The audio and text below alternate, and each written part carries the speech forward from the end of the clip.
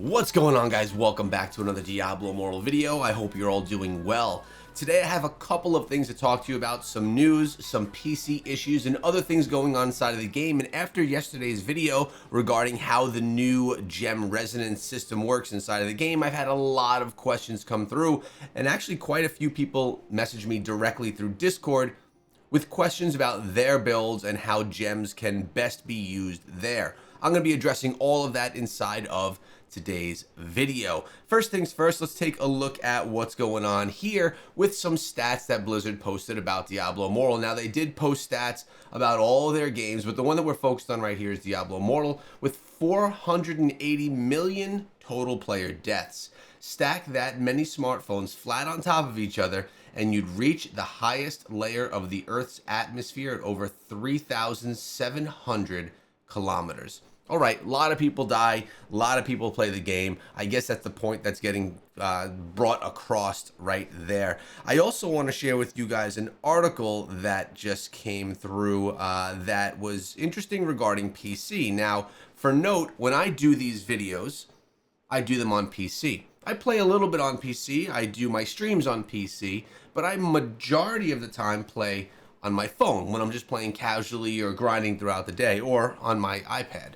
But for content, I use the PC, but it seems that people are having issues with the freezing going on with the PC. Apparently, PCs are getting jammed up and they are not able to play the game efficiently on their PC. Lots of talk here, and one of the things that people kind of settled on was that the way to fix this issue is to re-roll the clock on the PC, which means basically go back to an older operating system version of the PC. Now, I was speaking with some friends that are in tech and things like that, and they say that this is a very bad idea to do. Not only does this take you back to a more rudimentary build, but it also brings up security issues regarding tech. So not something you should do.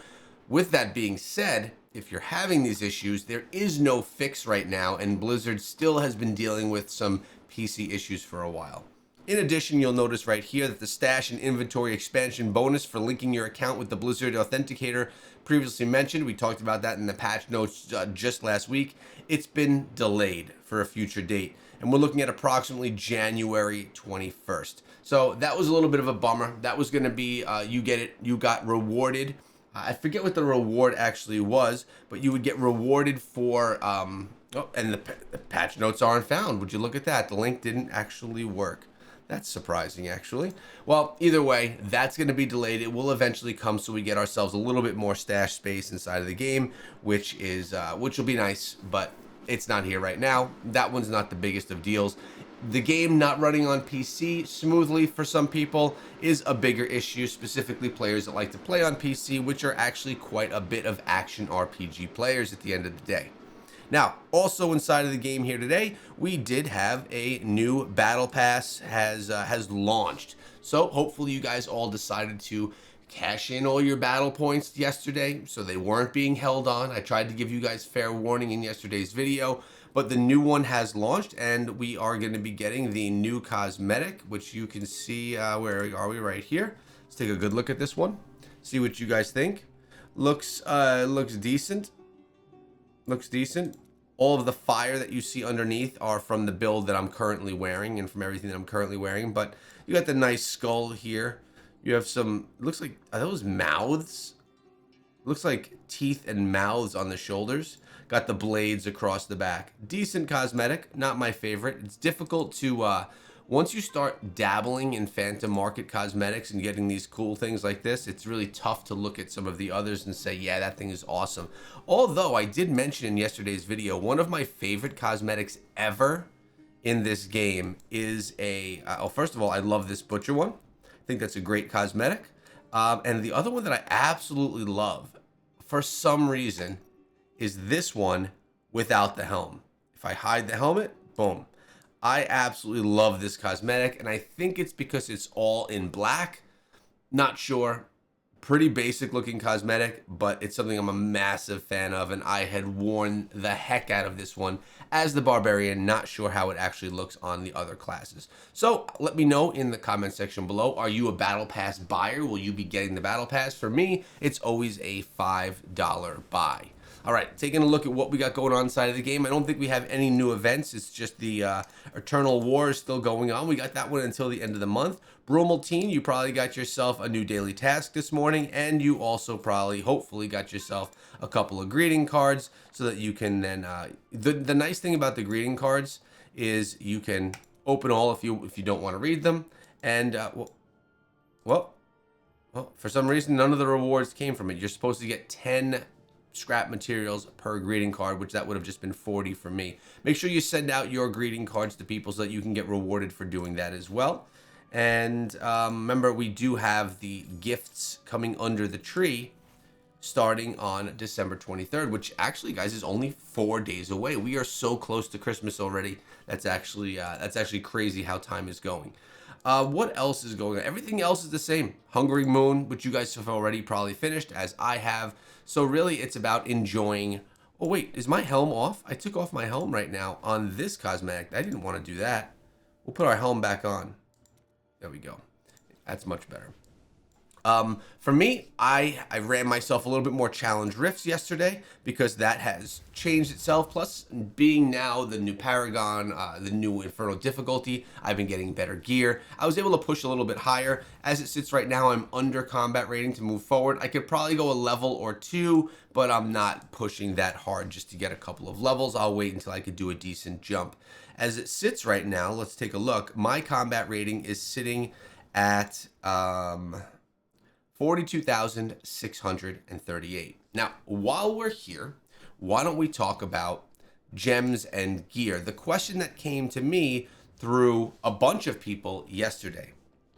I spoke of the new gem resonance system, how you basically are getting free gem resonance now, although it's not really free, it's just a much more smooth mechanic on how you can do that. And I demonstrated how I was doing it with my blood-soaked jade gem, and as you could see, I was upgrading these gems within here, and then I could use these gem powers to then upgrade my gem.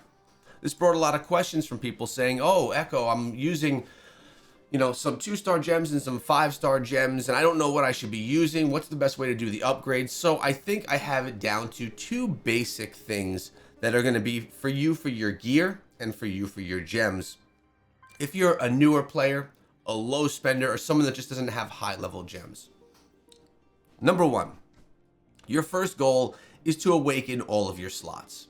Awakening these slots is going to give you the biggest bonus that you can gain. It's a huge bonus just to awaken. And now that you can awaken your slots at only level 4 gems, you rank a gem up to level 4 and you can awaken a slot, it is very easy to do.